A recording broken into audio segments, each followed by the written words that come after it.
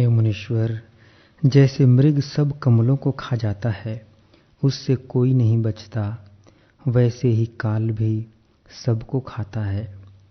परंतु एक कमल बचा है, उस कमल के शांति और मैत्री अंकुर हैं और चेतना मात्र प्रकाश है, इस कारण वह बचा है।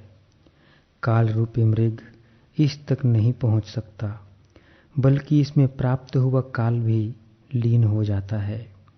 जो कुछ प्रपंच हैं सो सब काल के मुख में हैं। ब्रह्मा, विष्णु, रुद्र, कुबेर आदि सब मूर्ति काल की धरी हुई है। यह उनको भी अंतर्धान कर देता है। हे मुनीश्वर, उत्पत्ति, स्थिति और प्रलय सब काल से होते हैं। अनेक बार इसने महाकल्प का भी ग्रास किया है और अनेक बार करेगा। काल को भोजन करने से तृप्ति कदाचित नहीं होती और कदाचित होने वाली भी नहीं। जैसे अग्नि घृत की आहुति से तृप्त नहीं होता,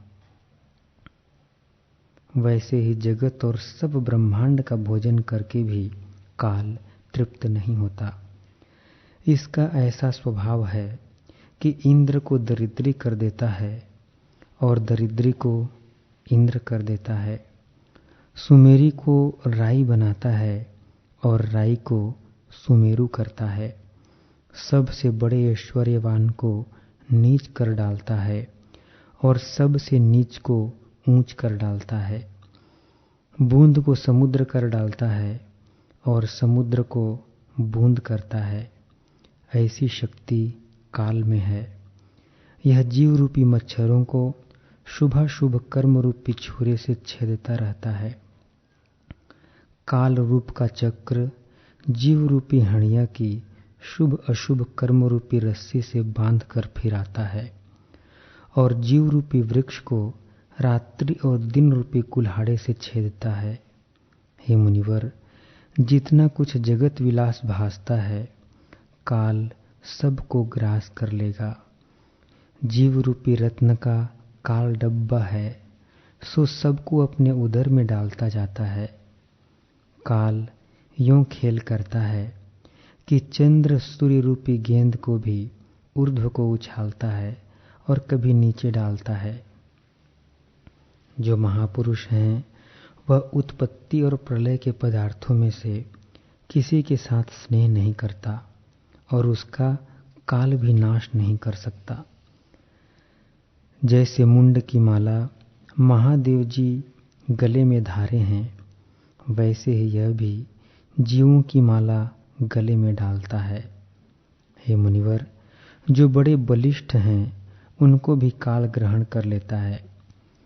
जैसे समुद्र बड़ा है, उसको बड़वानल पान कर लेता है, और जैसे पवन भोजपत्र को उड़ाता है, वैसे ही काल का भी बल है।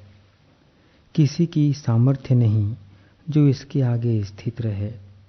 हे मुनिवर, शांति गुण प्रधान देवता, रजोगुण प्रधान बड़े राजा और तमोगुण प्रधान दैत्य और राक्षस हैं। उनमें किसी को सामर्थ्य नहीं जो इसके आगे स्थिर रहे।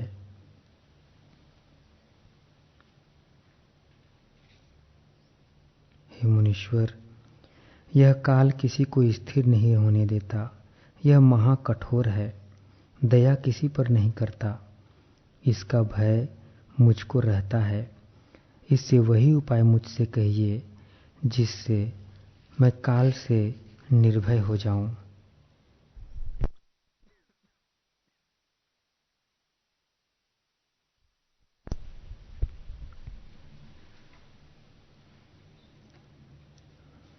हे ब्राह्मण, मेरी यह भोग्य वस्तु है, मैं इसका भोग करने वाला हूँ। ये भोग के उपकरण हैं। इस उपकरण से, साधन से इस वस्तु को हस्तगत कर मैं चिरकाल तक इसका भोग करूँगा। मेरा यह मनोरथ आज पूर्ण हो गया। मुझे आशा है कि इस दूसरे मनोरथ को भी मैं शीघ्र प्राप्त कर लूँगा। इत्यादि असंख्य मानसिक संकल्प विकल्पों द्वारा अनंत व्यवहारिक वचनों से पूर्ण एवं तुच्छ शरीर में आत्मबुद्धि करने वाला या अल्प वैश्विक सुख में पुरुषार्थ बुद्धि करने वाले मूढ़ों ने शत्रु मित्र उदासीन आदि भेदों से, हेय उपादेय और उपेक्षणीय आदि भेदों से और राग द्वेष आदि भेदों से संसार रूपी छिद्र में अन्यथा ग्रह रूपी भ्रम को दुष्छेद्य बना दिया है।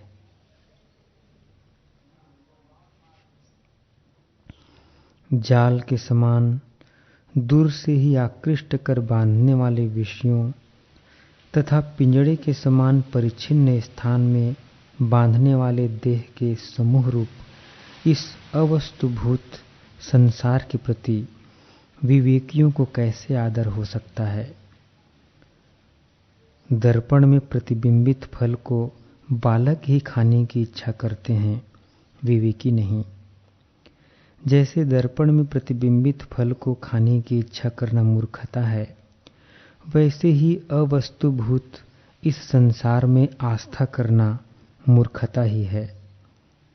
इस प्रकार के अवस्तुभूत संसार में जिनको क्षुद्र सुख की आशा होती है, उनकी उस आशा को काल जैसे तृण के सिरे से कुएं में लटक रहे मकड़ी के जाले को चूहा पूर्णतया काट देता है, वैसे ही निःशेष रूप से काट देता है।